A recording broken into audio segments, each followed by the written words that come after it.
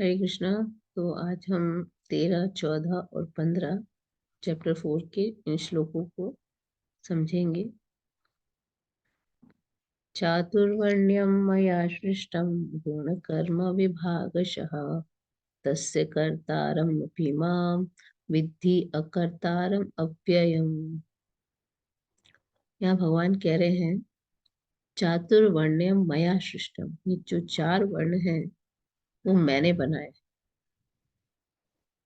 गुण कर्म विभागशः, किस बेसिस पर? गुण और कर्मों के बेसिस पर। ये 4 जो विभाग है मेरे द्वारा रचे गए हैं गुण और कर्मों के अनुसार। तस्य कर्तारम अपि माम, भले ये 4 जो वर्ण आश्रम है, ये जो वर्ण व्यवस्था है ये मैंने बनाई है, लेकिन मैं इसका अव्यय अकर्ता हूँ। I do not come under this, मैं इसके अंडर नहीं आता। देखिए, जो वर्ण और आश्रम, 4 वर्ण होते हैं, ब्राह्मण, क्षत्रिय, वैश्य और शूद्र, और 4 आश्रम होते हैं। ब्रह्मचर्य आश्रम, इसमें समझा जाता है एक व्यक्ति तकरीबन 25 साल ब्रह्मचारी के रूप में रहता है गुरु के आश्रम में, और तपस वेदों का अध्ययन करता है और बाकी चीजों को पढ़ाई करता है। फिर गृहस्थ आश्रम, फिर वो शादी कर सकता है। गृहस्थ आश्रम के बाद 50 वर्ष तक गृहस्थ आश्रम, फिर 50 से 75 बताते हैं वानप्रस्थ आश्रम। यानी कि अब घर से मोह माया थोड़ा छोड़ के थोड़ा तीर्थ यात्रा जाना, थोड़ा वन में रहना, और उसके बाद संन्यास आश्रम। तो ये 4 आश्रम है और 4 वर्ण है, ब्राह्मण, क्षत्रिय, वैश्य, शूद्र। इन दोनों को मिलाकर ही वर्ण आश्रम कहा जाता है। तो यहाँ पे बताया है, प्रभुपाद कह रहे हैं कि भगवान प्रत्येक वस्तु की सृष्टा है। He is the creator of everything. हर चीज उनसे ही उत्पन्न हुई है, वही पालन करते, उन्हीं में समा जाते। इसलिए जो वर्ण आश्रम व्यवस्था है, इसको भी भगवान ने बनाया मनुष्यों के लिए, जानवरों में नहीं होती है व्यवस्था। तो इस व्यवस्था का ऐसा है, सबसे प्रथम आता है इंटेलिजेंट मनुष्य, जो जिनके अंदर सतोगुण बहुत है। ये जो वर्ण व्यवस्था है ये भी गुणों के आधार पर है, सतोगुण, रजोगुण, तमोगुण। तो जो ब्राह्मण होते हैं वो सतोगुणी होते हैं। दूसरी जो वर्ग है वो प्रशासक वर्ग है, यानी कि जो राजा होते हैं, एडमिनिस्ट्रेटर्स होते हैं, उनके अंदर रजोगुण काफी प्रधान रहता है। तीसरा वणिक या वैश्य है, और ये रजो और तमो दोनों का मिश्रण होता है। और चौथा श्रमिक वर्ग है, जो सेवा करते हैं, और भगवान फिर भी इनके अंडर में नहीं आते। तो यहाँ पे बताया है कि हम कोई पशु समाज नहीं है, मनुष्य समाज के को एक सिस्टमैटिक तरीके से अगर हर व्यक्ति अपने वर्ण आश्रम प्रॉपरली फॉलो करे, पालन करे, तो धीरे धीरे धीरे धीरे क्रमिक हर जन्म में उसका बेटर होता जाएगा, और वो भगवान के धाम जा सकता है, मुक्त हो सकता है।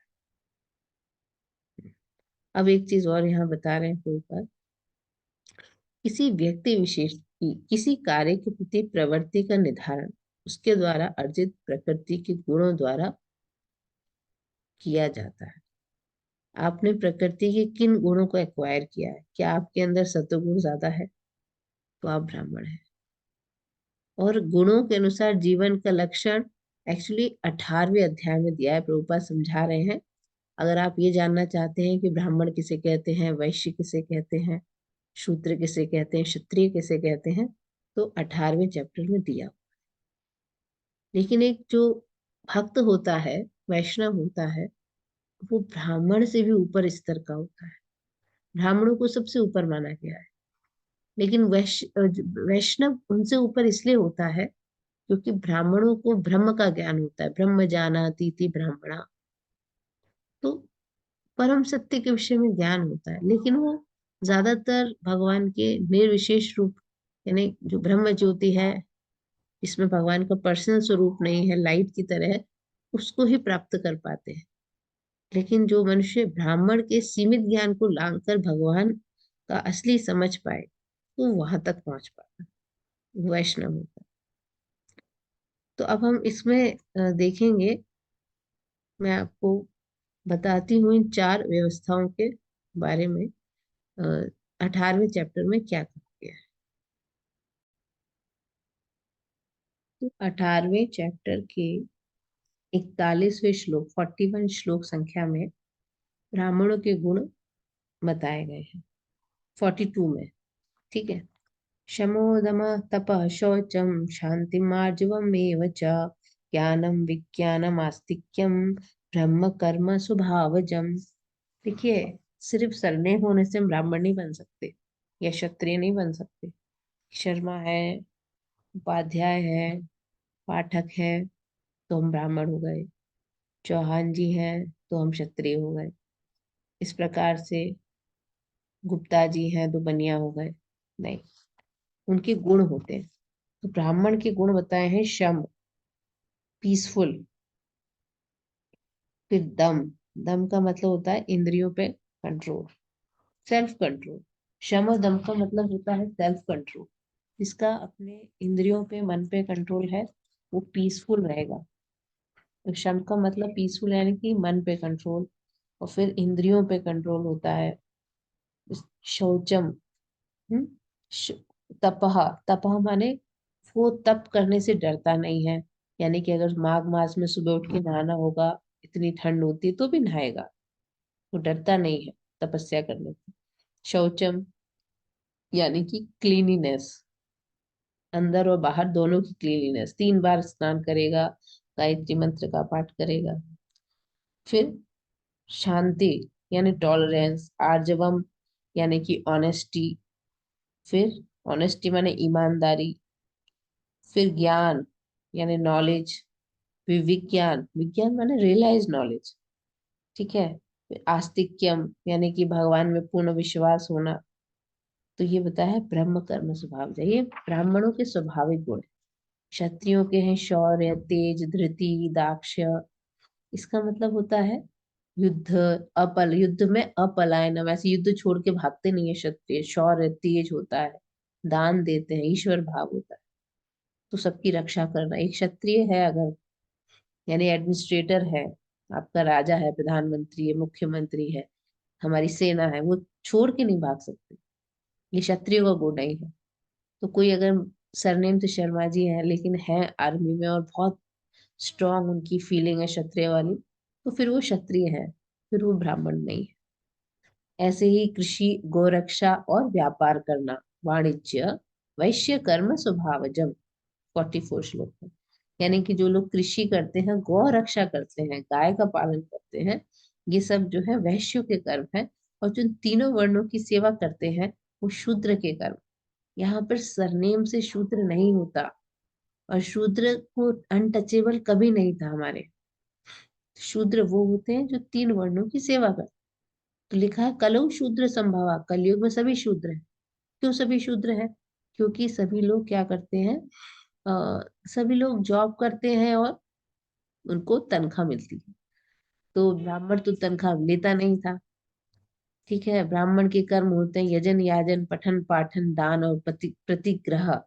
तो यहाँ पे भगवान कह रहे हैं कि उसके गुण भी होने चाहिए और उसके कर्म भी वैसे ही होने चाहिए। अगर आदमी काम नहीं कर रहा है उस अपने वर्ण के अनुसार, तो फिर उस वर्ण का नहीं रह जाता।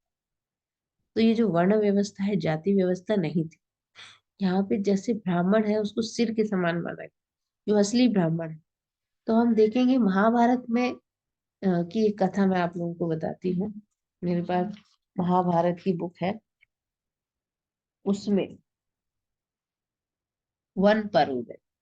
वन पर्व में क्या होता है कि एक बार जो भीम होता है, एक बड़े भयानक अजगर के चंगुल में फंस जाता है, और युधिष्ठिर महाराज उसकी रक्षा करते हैं। फिर तो वैशंपायन पायन जी ने जब ये बात बताई, तो जन्मे जी, जो जन्मेजय जो परीक्षित महाराज के बेटे थे और जो कथा सुन रहे थे, वो बहुत आश्चर्यचकित रह गए। बोले जो भीम है वो तो 10,000 हाथियों का बल है, तो फिर वो कैसे उस अजगर के चक्कर में फंस गए? तो उन्होंने बताया कि नहीं, उसको ऐसे वरदान था। वो जो अजगर था वो महाराज नहुष थे, तो उनको एक टाइम जो भी खाने का वरदान था, तो जिसे पकड़ेंगे उसको खा सकते थे। तो फिर युधिष्ठिर महाराज जब वहां गए तो उन्होंने कहा कि मेरे इस भाई को छोड़ दो, मैं आपको कुछ दूसरा भोजन दूंगा। तो फिर अजगर ने कहा, आप मेरे प्रश्नों के उत्तर दीजिए पहले। बड़े हैरान थे बोलने वाला अजगर। तो उन्होंने कहा ठीक है, पूछिए। तो उन्होंने पूछा, ब्राह्मण कौन है? युधिष्ठिर बताओ, ब्राह्मण कौन है, जानने योग्य तत्व क्या है? तो युधिष्ठिर बोलते, नागराज सुनो, इसमें सत्य, दान, क्षमा, सुशीलता, क्रूरता का भाव, तपस्या, दया, ये सद्गुण दिखाई दे वही ब्राह्मण है, ऐसा स्मृतियों का सिद्धांत है। देखिए, हमने यही सब कुछ लक्षण भगवत गीता में भगवान ने बताया एक ब्राह्मण के गुण होते हैं। तो फिर वो बोले, सर्प बोला, युधिष्ठिर, ब्रह्म को जानना और सत्य तो चारों वर्णों के लिए हितकर है। और वेद में बताए ये जो गुण है कि सत्य, दान, क्रोध का भाव, क्रूरता न होना, अहिंसा, दया, ये तो शूद्रों में भी पाए जाते हैं ये सारे सद्गुण। तो तुम्हारे मान्यता के अनुसार तो वे भी ब्राह्मण हो सकते हैं फिर। तो इसके सिवा तो उन्होंने ये पूछा। तो युधिष्ठिर ने कहा कि यदि शूद्र में सत्य आदि उपर्युक्त सारे लक्षण हैं जो मैंने अभी बताए हैं और ब्राह्मण में नहीं है, तो वह शूद्र शूद्र नहीं है और वह ब्राह्मण ब्राह्मण नहीं है। फिर वो बोलते हैं, हे सर्प, एक सेकेंड, ये सत्य आदि लक्षण हो तो उसे ब्राह्मण ही समझना चाहिए, और जिसमें इनका अभाव हो उसको शूद्र कहना चाहिए। ठीक है। तो फिर सर्प बोलता, राजन, यदि तुम आचार से ही ब्राह्मण की परीक्षा करते हो, तब तो जब तक उसके अनुसार कर्म ना हो जाति व्यर्थ ही है। युधिष्ठिर ने कहा कि मेरे विचार से तो मनुष्यों में जाति की परीक्षा करना बड़ा कठिन है, क्योंकि यानी आप वर्ण का एकदम से एग्जैक्टली निर्धारण नहीं कर पाते, क्योंकि इस समय सभी वर्ण आपस में मिलकर वर्ण संकर हो गए हैं।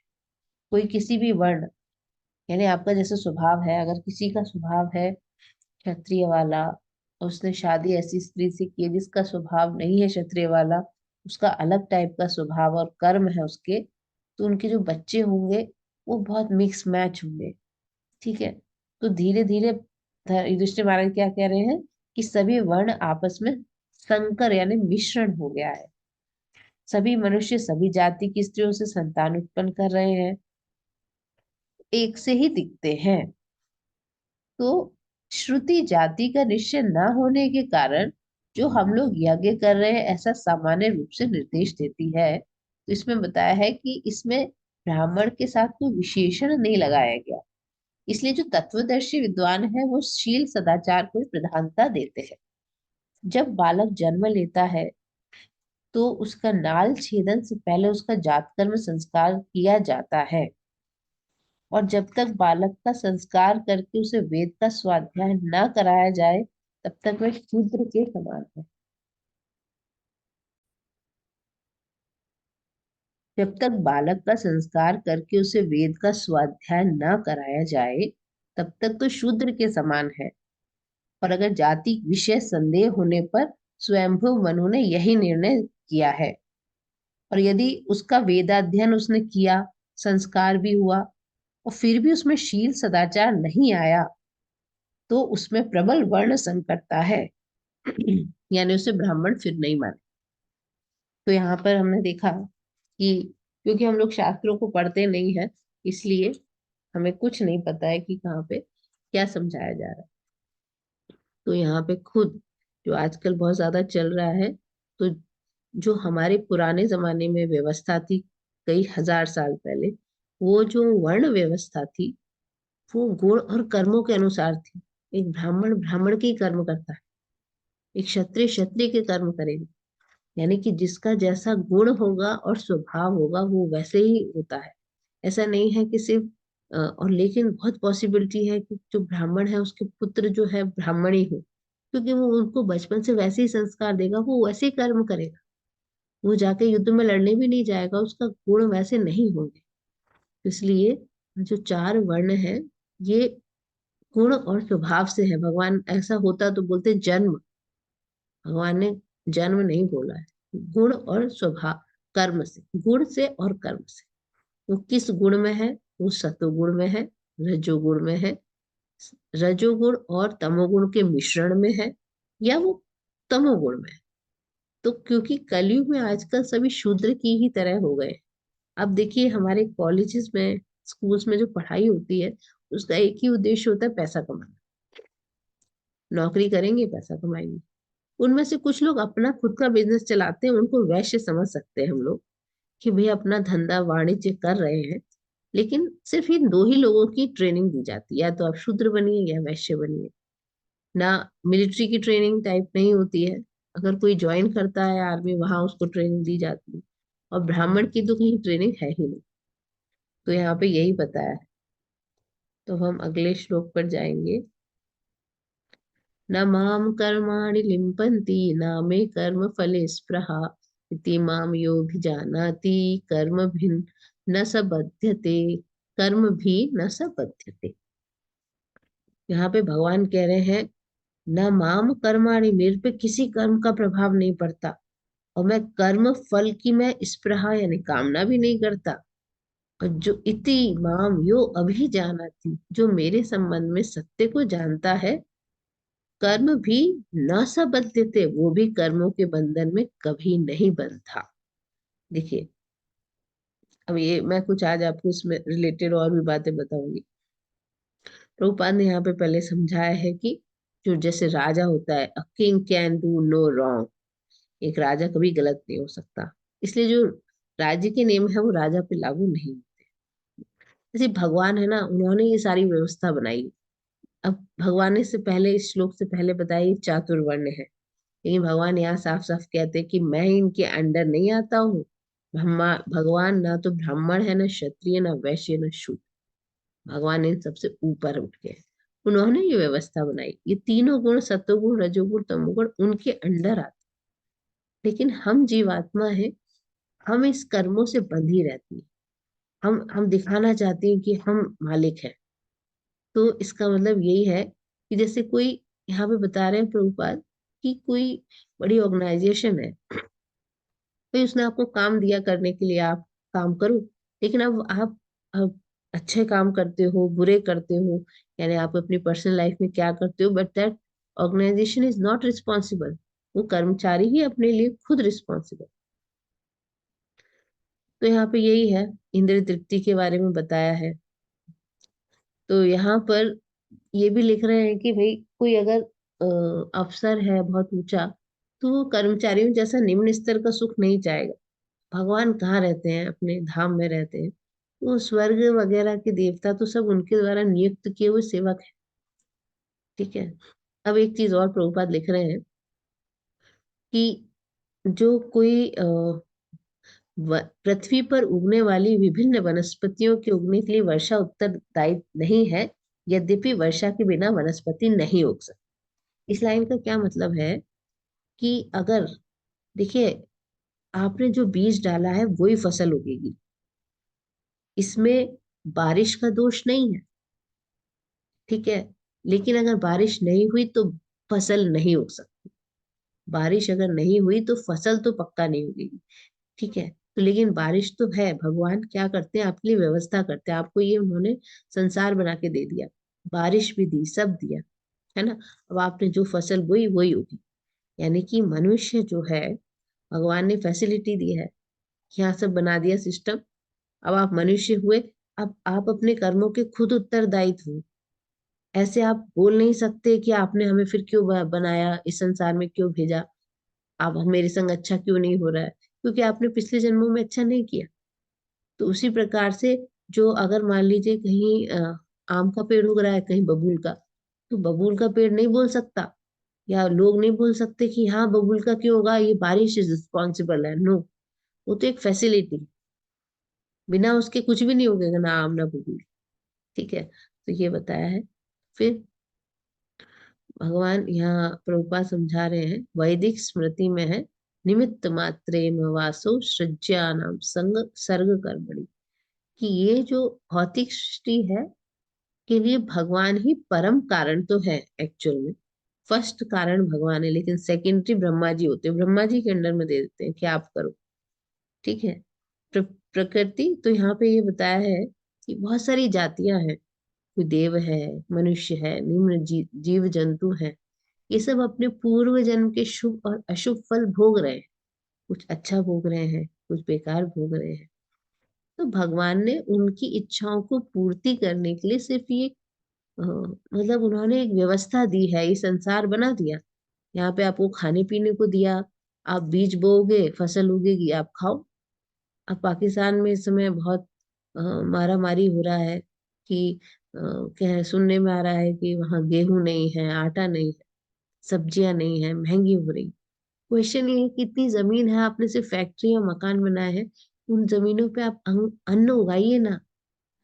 ऐसा कुछ नहीं है, आप बीज बोएंगे तो वो उगेगा, भगवान ने फैसिलिटी दी है आपके खाने पीने रहने की। आप बीज बोइए, अन्न उगाइए, खाइए, सब्जियां उगाइए, खाइए, गाय पालिए, दूध पीजिए, सारी फैसिलिटी। ठीक है। तो अब आप नहीं करते, उसमें उल्टे सीधे काम करते हो, और उसके बाद आपके संग कुछ बुरा हो जाता है तो भगवान को दोष दे देते हैं लोग। भगवान ने तो सिर्फ आपको फैसिलिटी दी है, अब आप अच्छे हो। और फैसिलिटी के साथ साथ ग्रंथ भी दिए हैं कि ऐसे करो ऐसे मत करो, वेद भी दिए। लेकिन ना हम पढ़ते हैं, ना जानते हैं, ना फॉलो करते हैं, अपनी मनमर्जी करते हैं। कुछ हमारे संग अच्छा होता है तो उसका सारा क्रेडिट हम खुद ले लेते हैं, कुछ बुरा होता है तो सारा दोष भगवान को दे देते हैं। तो यहाँ पे यही बताया है कि भगवान किसी के अच्छे बुरे कर्मों के लिए उत्तरदायी नहीं है, और भगवान कभी भी पार्शियलिटी नहीं करते। अब धूप जो है कभी पार्शियलिटी नहीं करती। वो बात दूसरी है कि आप जो है छाता लगा के बैठ गए, आपने कमरे के दरवाजे बंद कर लिए, धूप नहीं आएगी, नहीं आएगी धूप फिर, है ना। भगवान भी कभी भी पार्शियलिटी नहीं करते। हर जीवात्मा, ये भगवान ने जब हिरण्यकशिपु ने तपस्या की तो भगवान ने उसे फल दिया। जो भी व्यक्ति, भगवान ने जो नियम बनाए उसके अनुसार जो जो कर्म करता है उसको फल मिलता है। तो जो अगर तपस्या कर रहा है, मेहनत कर रहा है, उसको उसका फल मिलेगा। भगवान ने ये ऐसा बनाया है सिस्टम। ठीक है। तो सुविधा प्रदान करते हैं। तो इसलिए जो व्यक्ति, और भगवान कहते हैं मैं कर्म के फल से बनता नहीं हूँ। कुछ लोग यहाँ तक कहते हैं कि देखिए, राम जी ने चुपके मारा था ना बाली को, इसीलिए इसीलिए जब उनको भी शिकारी ने चुपके मारा, कृष्ण अवतार में। लेकिन यहाँ साफ साफ भगवान कह रहे हैं न माम कर्माणि लिम्पंती, मुझे कर्म का फल प्रभावित नहीं करता। भगवान की अपनी मर्जी है, उनको जैसे संसार छोड़ के जाना है। वो किसी ज्यूरिडिक्शन के अंडर नहीं आते। ठीक है। और साफ साफ है कि भगवान ने कहा है कि यज्ञार्थ कर्म, जो यज्ञ के लिए कर्म करता है, यानी कि अगर हम कोई काम भगवान के लिए करें तो हमें कर्म का बंधन नहीं आता। तो भगवान कैसे बंधन में बंध गए? यहाँ तो लिखा है ना भगवान ने कि जो उस तरह से जानेगा, मेरे जन्म और कर्मों को समझता है, वो वापस जन्म नहीं लेता। तो भगवान थोड़ी यहाँ पे बंधेंगे, अपने कर्मों का फल भोगेंगे कि अब ठीक है राम अवतार में ऐसा किया था चुपके, मुझे भी कोई छुपके मारे। ये भगवान की सिर्फ अपनी लीला थी। ठीक है। तो ये बात हमें क्लियर होनी चाहिए। न माम कर्माणि लिम्पंती, ना में कर्म फल स्पृहा। मुझे इच्छा नहीं है, हम लोग कुछ भी काम करते हैं ना, हमारी डिजायर होती है कि हमें उसका फल मिले। भगवान की कोई डिजायर नहीं। तो यहाँ लिखा है कि जो व्यक्ति भगवान की तरह भगवान के दिव्य स्वभाव को जानता, उसके ऊपर भी ये रूल लागू नहीं होते। वो भी कर्म के बंधन में नहीं फंसता, उसको भी कर्म लिप्त नहीं करता। तो यहाँ पे ये बता दिए। लेकिन जो सामान्य व्यक्ति है वो कर्म फल में बंध जाता है, क्योंकि वो इच्छा करता है। और जो भगवान को सत्य, परम सत्य के रूप में जानता है, वो मुक्त जी। 15वां, एवं ज्ञात्वा कृतं कर्म पूर्वैरपि मुमुक्षुभिः कुरु कर्मैव तस्मात् त्वं पूर्वै पूर्वतरम कृतम्। भगवान कह रहे हैं कि पहले भी, पूर्वतरम माने प्राचीन काल में भी, बहुत सारी मुक्त आत्माओं ने मेरी प्रकृति को जाना कि मेरी दिव्य प्रकृति कैसी है, कर्म किया, और कह रहे हैं तुम्हें भी उनका अनुसरण करना चाहिए। ठीक है। जब जान लिया तुमने अच्छे से, तो तुम्हें भी उनको क्या करना चाहिए, फॉलो करना चाहिए, और अपने कर्तव्य का पालन करना चाहिए। तो बात कह रहे हैं मनुष्यों की दो श्रेणियों, एक है जिनमें बहुत दूषित विचार भरे हैं, और कुछ स्वतंत्र होते हैं भौतिक दृष्टि से। लेकिन कृष्णा कॉन्शियसनेस इन दोनों टाइप के लोगों को फायदा पहुंचाती। क्यों?